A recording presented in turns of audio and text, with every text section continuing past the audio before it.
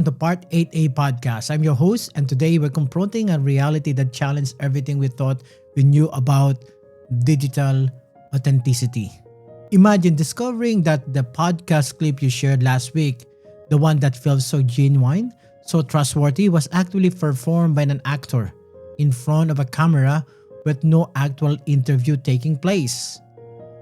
This is the world of fake podcasts, and it's more pervasive than you might think. Our guest today is Finley Watson, a researcher from La Trobe University who had been documenting how this phenomenon is reshaping political communication and social media marketing. Here's what we know. Brands are paying actors thousands of dollars to create these manufactured moments of trust, leveraging the intimacy of podcast culture for commercial gain. But the implications go far beyond marketing. We're talking about a fundamental shift in how Australians consume political information. During the recent federal election, professional, amateur, and political affiliated influencers competed for attention on platform where 41% of TikTok users now get their news from creator rather than the traditional sources. The research reveals something fascinating. While traditional newspaper endorsements lost their power, Anthony Albanese won without major media backing. We're not seeing a simple switch from old media to new media. Instead, we're witnessing the emergence of hybrid ecosystem where mainstream outlets redistribute content on social platforms, competing alongside influencer for the same audience. Today we explore what this means for media literacy, political influence, and the very nature of trust in our information diet.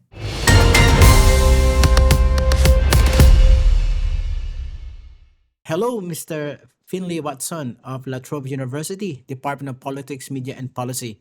How are you today? I'm well, thanks. How are you? Thank you for time.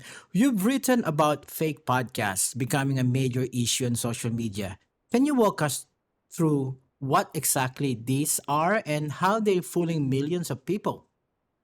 Yeah, absolutely. So, fake podcasts are a somewhat peculiar online social media marketing trend in which a user and sometimes companies more broadly will essentially fake a podcast interview. So, they'll pretend that they're with a guest, they'll pretend that they're an expert being invited onto someone's platform in order to discuss their expertise. But of course, a lot of the time, they're not actually speaking to anyone on the other side of the microphone, or there's not actually a broader long form podcast episode, and it's being filmed specifically for the purposes of creating a short clip, which gives the effect that there has been a podcast which has occurred, though of course there has not been. And this of course extends to deep fake podcasts as well. So there have been some high profile examples, particularly using the likeness of Joe Rogan and Rogan's voice as a means of selling products, sometimes pushing particular ideologies, and in other instances, purely as a means of self branding and promotion. I find it fascinating that some actors are making up to 16,000 a month creating fake podcast content. What's driving this lucrative market and why are brands investing so heavily on this format?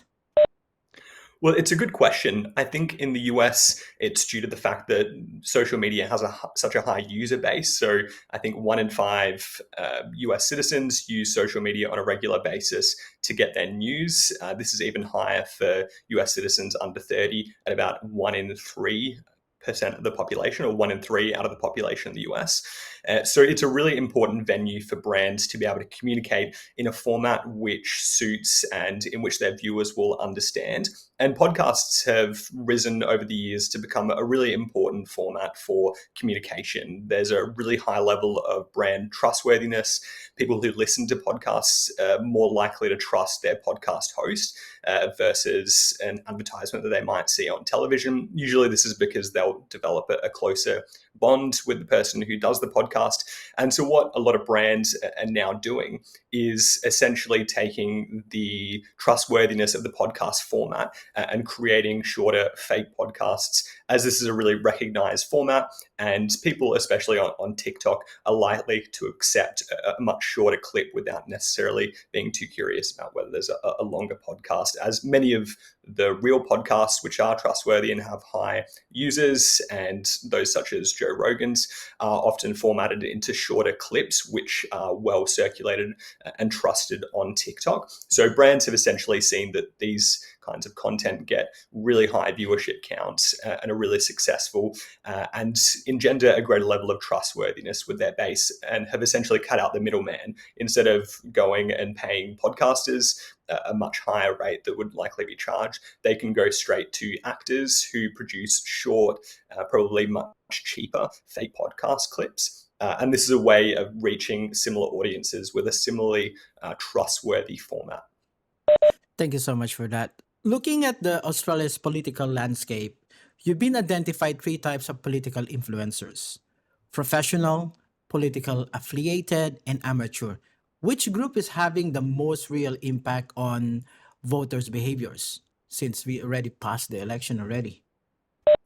It's a good question. So I think different types of influencers are having different impacts on different platforms. So for YouTube, for instance, there is a slightly higher portion of the Australian population which get their news from YouTube versus TikTok, but this is also skewed slightly towards men and the male population. And this is also slightly more skewed towards international audiences as well. Australians like to get their news from overseas. They like to see what's going on with influencers in other countries as well. And on YouTube, there's a little bit more of an opportunity for longer form, more detailed discussion and content creation around specific issues. But I think we've seen a lot more interest and virality associated with TikTok over the course of this election campaign, which is where we really see affiliated influencers versus more professional full-time influencers on YouTube. And these affiliated influencers often will have a subsequent primary interest. They might be interested in comedy, they might host a podcast, they might be an online personality and have a broader range of interests. But these have been really crucial facets of the election campaign so far, given that they do have that broader appeal, which allows them to discuss politics when there's an election on, for instance. And this has meant that political personalities and parties themselves have seen these affiliated influencers as being really crucial to their campaigns. Amateur influencers have also garnered a little bit of attention. There's been some controversy we've seen over the question of whether amateur influencers could be paid by political parties and political candidates to support their campaigns. But I think it's really been those affiliated influencers, the kind of established personalities who have a broader appeal, that have been the most important to both parties and towards the broader discussion of influencers in the over the course of the election campaign. Thank you so much for that. So there's a recent research from Australian Institute, and they shows that traditional media endorsement have lost their power, and Anthony Albanese won without major newspaper support. Are we witnessing fundamental shift in how political influence works in Australia because of this social media landscape? I think we are seeing some substantial shifts. I'm not entirely sure if it's necessarily a shift from mainstream media and large corporate media towards purely influencers. I think it's more of a shift in the medium itself and a migration of users from television and from newspapers towards the online landscape, particularly TikTok and YouTube, which are increasingly important sources of news for Australians.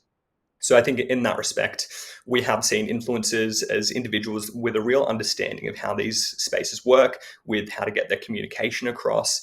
But we have also seen as well mainstream sources really well integrated into this new ecosystem. And still what we see on the whole is mainstream sources, including the ABC, for instance, including many of the News Corp media companies, still dominate viewership on TikTok and YouTube because they're able to redistribute often existing content that they might have taken from television programs, that they might have taken from other forms of reporting, and they can essentially redistribute them on TikTok. And these are really well viewed. They have quite large counts, often much larger than any influencer would be able to garner. So I think we really have to understand this new space as more of a hybrid media ecosystem in which influencers have a really important role to play, but traditional and mainstream sources are similarly a really important source of news on these new media platforms, which are increasingly crucial sources of news for Australians.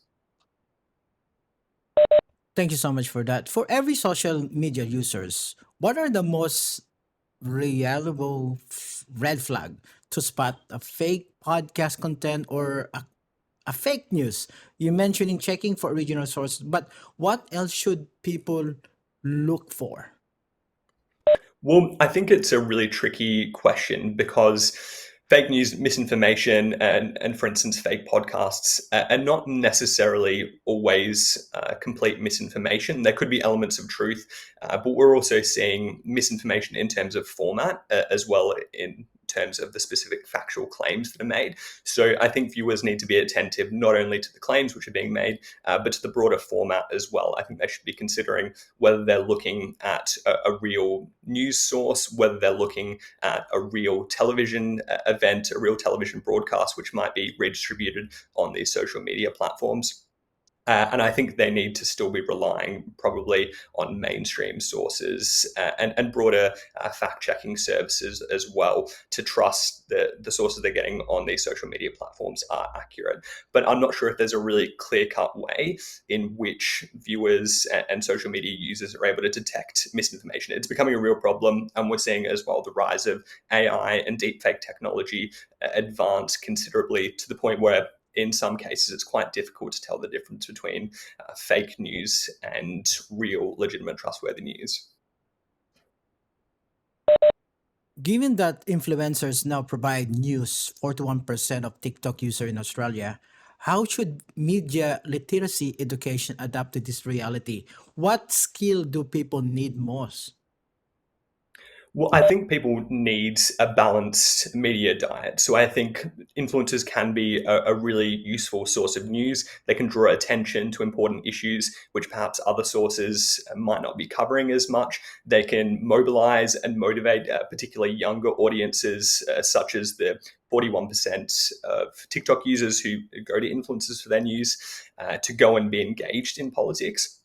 But I think the most important part of that is that users and young people who go to these social media platforms, influencers, have a more broader and balanced diet as well. And that they understand that influencers can be a good source of news, but influencers themselves rely on broader sources of news and information and fact-checking sources as well. So I think it's really important that young people can engage with these new media figures, but I think they also need to engage with mainstream media sources, with non-for-profits, and with other potential sources of information as well. I think a really balanced media diet can be quite healthy. And I think as well, as I was mentioning before, young people need to be quite attentive to the quite wide variety of potential sources of misinformation as well, to look for cues, the potential for AI generated content, to look for potential influencers who might be looking to mislead their audiences, and potential biases that might be at play there.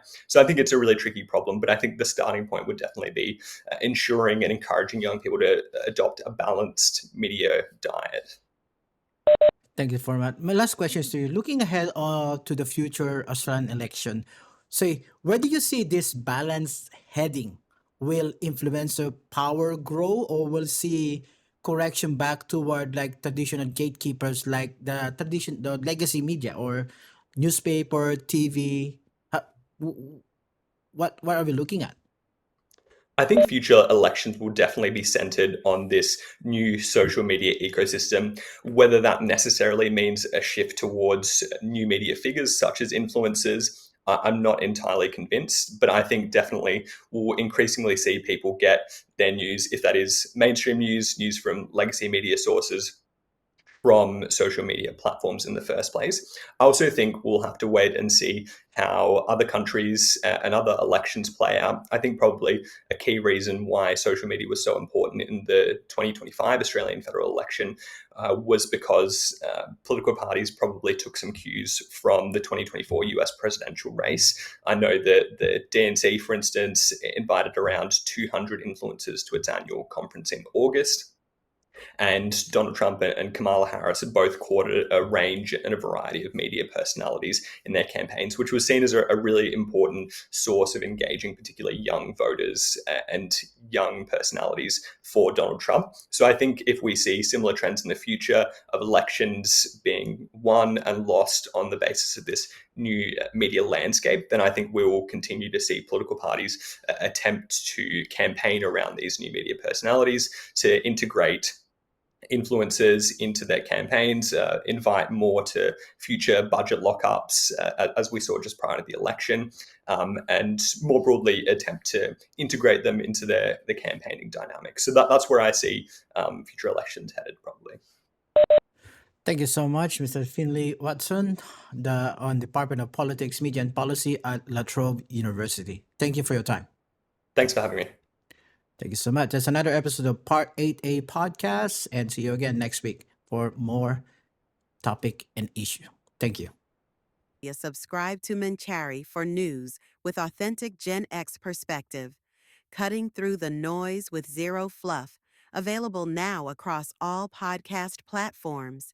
News without the noise, perspective without the panic.